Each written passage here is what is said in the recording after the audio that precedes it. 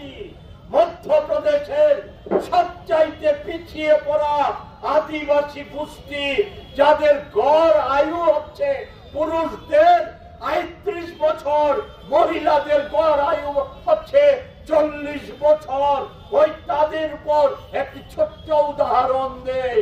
ওই যাকে কেন্দ্র করে এই ঘটনা, সুদীপ বাবুর উপরে এই ঘটনা সংঘটিত হয়েছে। সেই সময়ে যে মুখ্যমন্ত্রী ছিল ওই শিবরাজ সিং চৌহান, কেন্দ্রের বর্তমান কৃষি মন্ত্রী।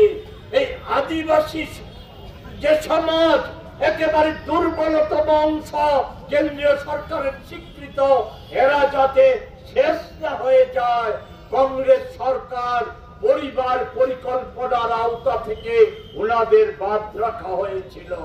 আর ওই বিজেপি কেমন আদিবাসী প্রেমী শিবরাজ সিং চৌহানের সরকার, তাদের সেই অংশের মহিলাদের জোর করে ওনার মুখ্যমন্ত্রীত্বের কালে নির্জীবীকরণ করা হয়েছে। আর এই সময়ে ওই তাদের বিধায়ক আদিবাসীদের ৭১৫ একর জমি তাদের থেকে জবরদখল করে নিয়ে গেছে খনি করার নাম করে। ওই মধ্যপ্রদেশের কংগ্রেস সহ ইন্ডিয়া জোটের এবং আদিবাসী যে সমস্ত কিছু দল আছে, ওনারা এই জমি দখল করে নিয়ে যাওয়ার প্রতিবাদে আন্দোলন সংগঠিত করছে। আর বিজেপির মুখ্যমন্ত্রী প্রকাশ্যে গুন্ডা লেলিয়ে দিচ্ছে। ওই সুদীপ বাবুর বাসভবন আক্রমণ করার মতো গুন্ডা লেলিয়ে দিয়ে তাদেরকে হুমকি দিয়েছে মাটির নিচে পুঁতে ফেলা হবে। এই হচ্ছে আদিবাসী দরদের নমুনা। আমি বেশি দূর যেতে চাই না। আসামের কোকরাঝাড়ে আর তার পাশের জেলায় ১২,৫০০ বিঘা জমি আদানির হাতে তুলে দিতে চাইছে হিমন্ত বিশ্ব শর্মা।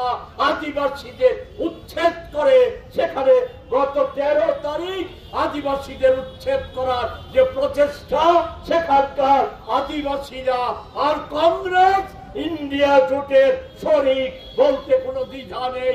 ওই সিপিআইএম দল সেখানকার, তারা মিলিত ভাবে আদিবাসীদের নিয়ে প্রতিরোধ করে এখন পর্যন্ত হিমন্ত বিশ্ব শর্মার পুলিশকে ঠেকিয়ে রেখেছে আদিবাসীদের উচ্ছেদের হাত থেকে রক্ষা করতে।